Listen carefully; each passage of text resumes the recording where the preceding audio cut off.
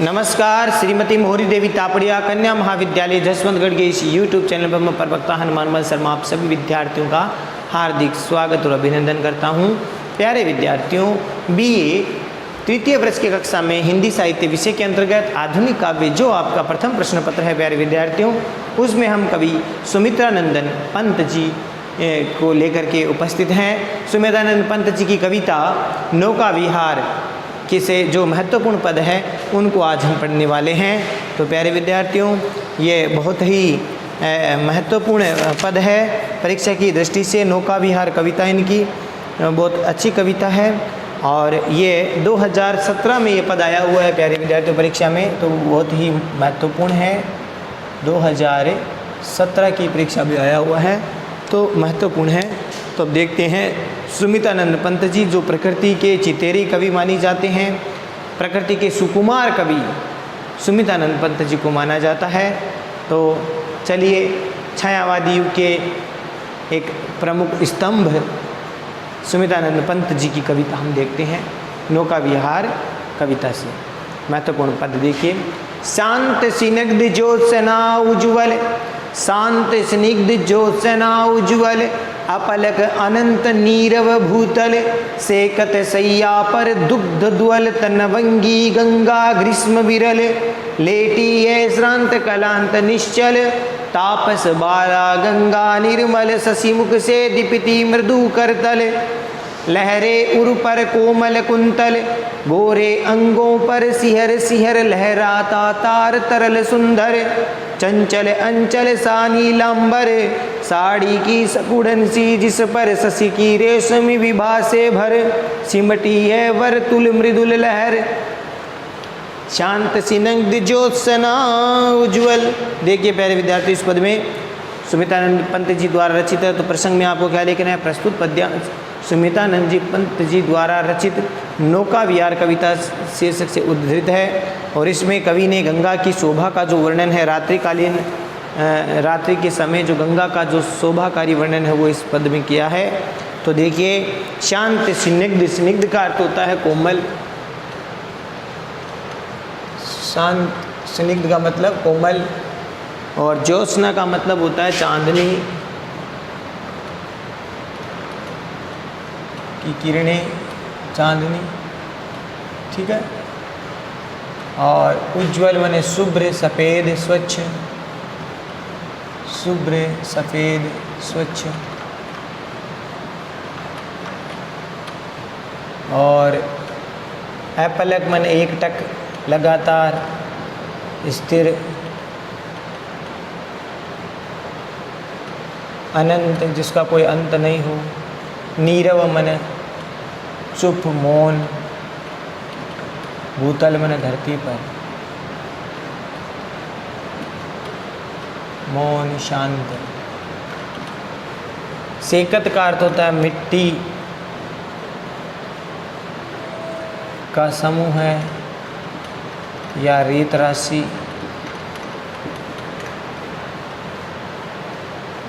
ठीक है, ये इसका अर्थ हो गया। सैया मने सेज बिस्तर, पर दुग्ध ध्वल मने दूध के जैसा सफ़ेद, दूध के जैसा, ध्वल का मतलब सफ़ेद उज्ज्वल, तनवंगी का मतलब होता है कृशांगी, पतली सुंदरी, गंगा, गंगा को यहाँ पर नायिका के रूप में चित्रित किया गया, गंगा रूपी नायिका। विरल का मतलब होता है कम जल वाली, यहाँ पर कम जल वाली, ग्रीष्म माने गर्मी की ऋतु, लेटी है श्रांत मन थकी हुई, क्लांत का अर्थ होता है उदास, निश्चल माने स्थिर, और तापस का मतलब तपस्या करने वाली, तपस्यारत, बाला माने कन्या युवती, गंगा निर्मल माने स्वच्छ, शशि मुख माने चंद्रमा के समान मुख वाली, चंद्रमा के समान मुख वाली, या चंद्रमा रूपी मुख वाली। दीपित का मतलब होता है चमक, प्रकाश, आभा। मृदु मन मधुर, कोमल। करतल मन हथेलियाँ। लहरे उर, लहरे मन तरंगे। उर मन हृदय स्थल, वक्ष स्थल। पर कोमल कुंतल, कुंतल मन बाल, केश राशि। गोरे अंगों पर सिहर, सिहर मन बार बार। लहराता तार, तार मन धागा, सूत। तरल मन पतला, सुंदर। चंचल मन चंचल, जो स्थिर ना हो। अंचल मन आंचल, वस्त्र। सामन समान। नीलांबर मन नीली वस्त्र, नीले वस्त्र। अब नीला वस्त्र क्या है यहाँ? आकाश रूपी नीला वस्त्र, आकाश रूपी नीला वस्त्र। यहाँ पर एक गंगा को एक नायिका के रूप में चित्रित किया गया है। साड़ी की सिकुड़न सी, साड़ी की सिकुड़न सी, सलवटों की तैसी। सिकुड़न माने सलवटें। और जिस पर शशि की यानी चंद्रमा की रेशमी विभा मन आभा, प्रकाश, चमक। आभा, चमक, प्रकाश, ये हो गया। सिमटी वर्तुल, वर्तुल का मतलब होता है प्यारे विद्यार्थियों गोलाकार, गोलाकार। मृदुल लहर मैंने कोमल, सुकोमल, सुकोमल। तरंगे, लहरें। तो यहाँ पर गंगा को प्यारे विद्यार्थियों एक नायिका की तरह चित्रित किया गया है। ठीक है, गंगा को एक नायिका की तरह चित्रित किया है। गंगा रूपी नायिका है।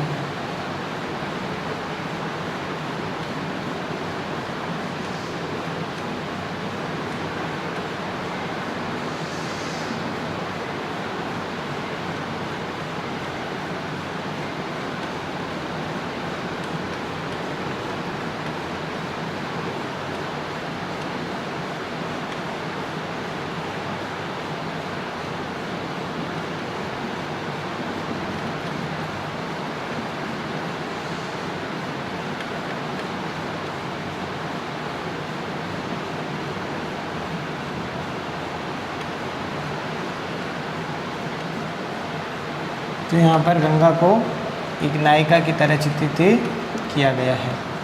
तो देखिए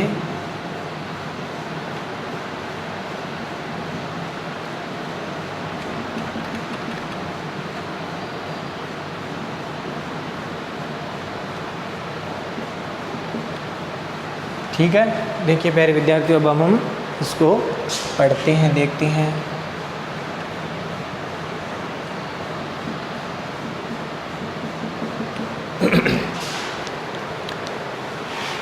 तो प्रस्तुत पद में गंगा की रात्रिकालीन समय में या रात्रि काल में गंगा की जो शोभा है उसका चित्रण किस प्रकार से सुमिता पंत जी ने किया है कि शांत स्निग्ध ज्योत्सना उज्ज्वल एपल का अनंत नीरव भूतल, यानी भूतल माने धरती पर।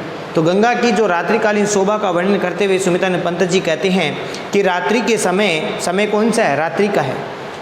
रात्रि के समय ही कवि यहाँ पर नौका विहार करता है।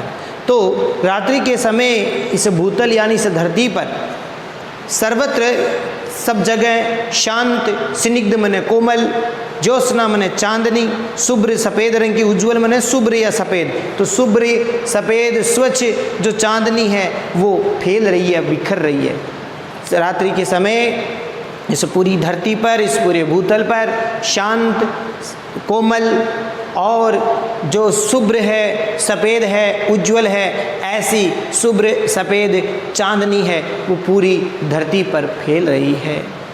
और अपलक अनंत नीरव भूतल, और जो सारा वातावरण है वो कैसा है? अपलक है, अर्थात एकदम एकटक देखने वाला या एकदम शांत चित्त, स्थिर, एकदम सुनसान, अनंत है, अंतरहित है, अंतहीन। नीरव का अर्थ होता है शांत या सुनसान। तो पूरा जो वातावरण है उस समय का, रात्रि के समय जो सब वो चारों ओर सुनसान वातावरण है, अंतहीन, शांत, एकटक, एकदम से नीरस शांति है व्याप्त हो रही है, अर्थात चारों तरफ एकदम से वातावरण शांत है, बिल्कुल वहाँ पर शोर नहीं है। सेकत सैया पर दुग्ध ध्वल तनवंगी गंगा ग्रीष्म विरल। सेकत का अर्थ यहाँ पर मैंने बताया रेत राशि है, तो रेत राशि की सैया है। तो ऐसे में यहाँ पर रेत की जो गंगा नदी के तट पर, ये गंगा नदी का जो तटीय भाग है वहाँ पर जो रेत है, गंगा नदी है ये, तो गंगा नदी का जो तटीय भाग है वहाँ पर जो रेत राशि है, सेकत सैया है, उसको यहाँ पर रेत राशि को गंगा की सैया माना है, अर्थात सेज माना है। तो ऐसे में दूध के समान सफ़ेद जो रेत राशि है वह रेत राशि की जो सैया है, तो यहाँ रेत राशि रूपी क्या हो गई, रेत राशि या मिट्टी की रेत राशि रूपी सैया अर्थात सेज पर कौन सोई हुई है, गंगा रूपी नायिका, ये अर्थ आएगा इसका। गंगा रूपी नायिका है और रेत राशि रूपी सैया है, तो उसमें रेत राशि रूपी सैया पर तनवंगी गंगा, तनवंगी माने सुंदरी या कृशांगी, जो कृष्ण अंगों वाली है सुंदरी, वह ग्रीष्म विरल अर्थात ग्रीष्म ऋतु के कारण कम जल वाली है गंगा की। गंगा को यहाँ पर जो रेत राशि को दूध के ध्वल दूध के समान बताया है था, दूध के समान सफ़ेद रेत राशि, गंगा नदी के तट पर जो मिट्टी है वो दूध के समान सफ़ेद है। तो रेत ऐसे में यहाँ पर दूध के समान सफ़ेद रेत राशि वाली जो सैया है सेज पर है, ग्रीष्म ऋतु के कारण कम जल वाली अर्थात कृष्ण अंगों वाली कृशांगी नायिका जो गंगा है वह अत्यधिक क्या है, लेटी है, श्रांत क्लांत निश्चल। श्रांत मैंने थकी हुई, क्लांत मैंने उदास व्यथित, निश्चल मैंने स्थिर। तो इस प्रकार से यहाँ पर नायिका है, गंगा रूपी नायिका है, वो उस दूध के समान सफ़ेद रेत राशि की सैया पर ग्रीष्म ऋतु के कारण कम जल वाली अर्थात कृशांगी व गंगा रूपी नायिका जो वहाँ पर थकी हुई, व्यथित हुई और निश्चल सी बनी हुई यहाँ पर लेटी हुई है। तो यहाँ पर रेत राशि को यहाँ पर क्या माना है प्यारे विद्यार्थियों, क्या माना है, रेत राशि को यहाँ पर सेज माना है। रेत राशि को यहाँ पर क्या माना है, सेज। ठीक है, तो इसे रेत राशि रूपी जो सैया है उस पर गंगा रूपी नायिका क्या है, लेटी हुई है। वो किस प्रकार से लेटी हुई है, शांत, थकी हुई, क्लांत अर्थात व्यथित है, उदास है और स्थिर भाव से लेटी हुई है। तापस वाला गंगा निर्मल शशि मुख से दीप्ति मृदु करतल अर्थात तापस वाला माने तपस्या करने वाली बालिका या युवती कन्या। तो वह गंगा निर्मल का अर्थ यहाँ पर पवित्र से है, स्वच्छ से है। तो गंगा रूपी जो गंगा है वो पवित्र तापस यानी तपस्या करने वाली कन्या की जैसी है। यहाँ पर वो गंगा को उपमा क्या दी है, तपस्या करने पवित्र तपस्या करने वाली कन्या गंगा को कहा है। किसको कहा है, गंगा को। गंगा को किसके रूप में बताया है, नायिका के रूप में। और नायिका के रूप में गंगा को पवित्र तपस्या करने वाली कन्या के समान बताया है। तो गंगा पवित्र तपस्या करने वाली कन्या जैसी है। और शशि मुख से दीप्ति मृदु करतल और उसके चंद्रमा रूपी मुख से, उसके चंद्रमा रूपी मुख से, मुख की तुलना किससे की है, चंद्रमा से। तो चंद्रमा रूपी मुख से उस नायिका की मुख की तुलना चंद्रमा से की है। तो चंद्रमा रूपी मुख से कोमल लहर रूपी जो हथेलियाँ है, यहाँ पर लहरों को क्या माना है, क्या माना है, हथेलियाँ। लहरों को क्या माना है, यहाँ पर हथेलियाँ माना है।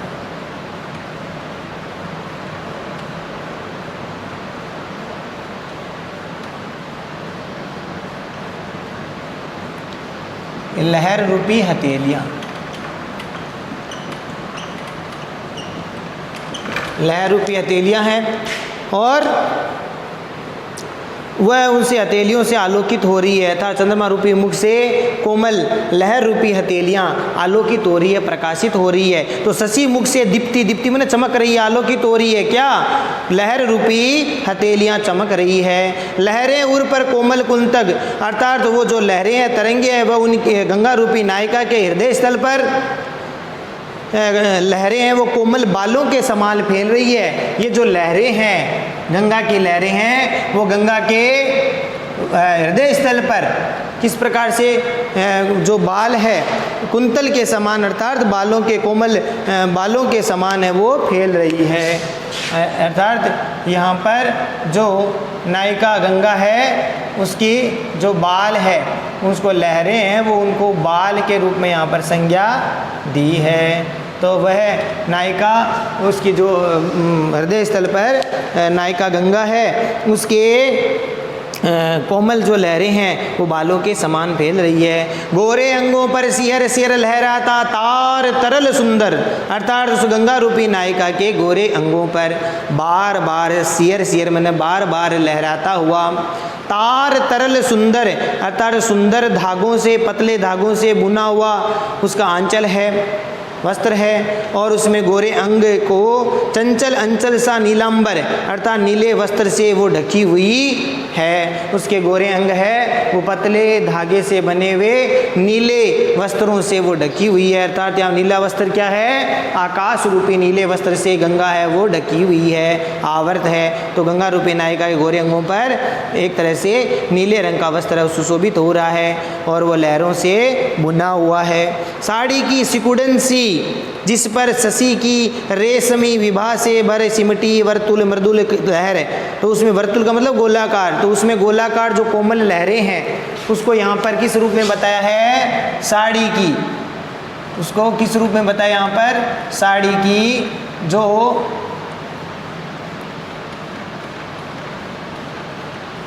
साड़ी की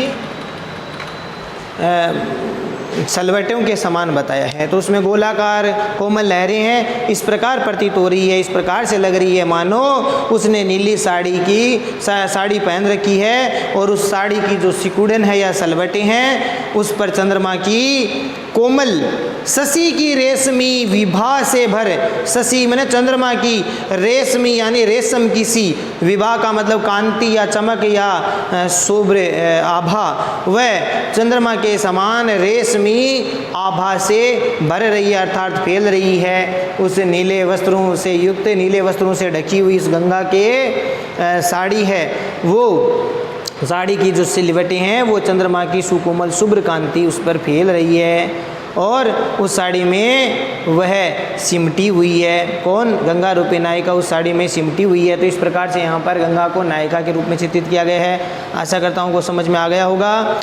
और गंगा विशेष वाले पॉइंट में प्यारे विद्यार्थियों आपको लिखना है कि गंगा को गोरे अंगों वाली नायिका यहाँ पर बताया गया है और उसकी जो केश राशि है वो कुछ नीली है, काले रंग की है और नीले रंग के वस्त्र है, आकाश रूपी वस्त्र के रूप में उपमित किया गया है। तो उस पे कपड़ों पर, उसके वस्त्रों पर निर्मल चांदनी फैल रही है। वह गंगा नदी रूपी जो नायिका है वो रेत राशि रूपी सैया पर लेटी हुई है, चुपचाप मौन एकदम लेटी हुई है।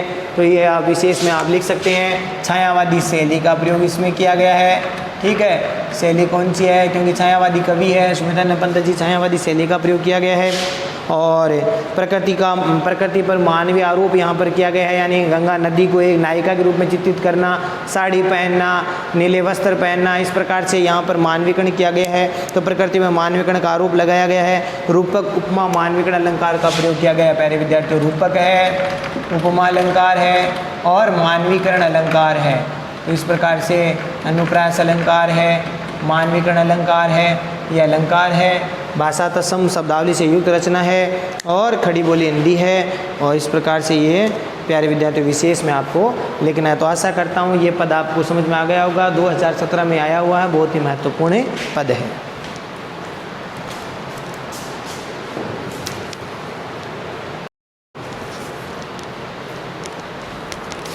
तो प्यारे विद्यार्थियों आज के लिए बस इतना ही। अगले वीडियो में पुनः उपस्थित होंगे सुमित्रानंद पंत जी की कविता नौका विहार के महत्वपूर्ण पदों को व्याख्या को लेकर के। तब तक के लिए आप इस पद की व्याख्या को ठीक प्रकार से समझे, और इसका अर्थ ग्रहण करें और नोट्स बनाए। चैनल को लाइक शेयर और सब्सक्राइब करें। जय भारत, जय हिंदी। धन्यवाद विद्यार्थियों।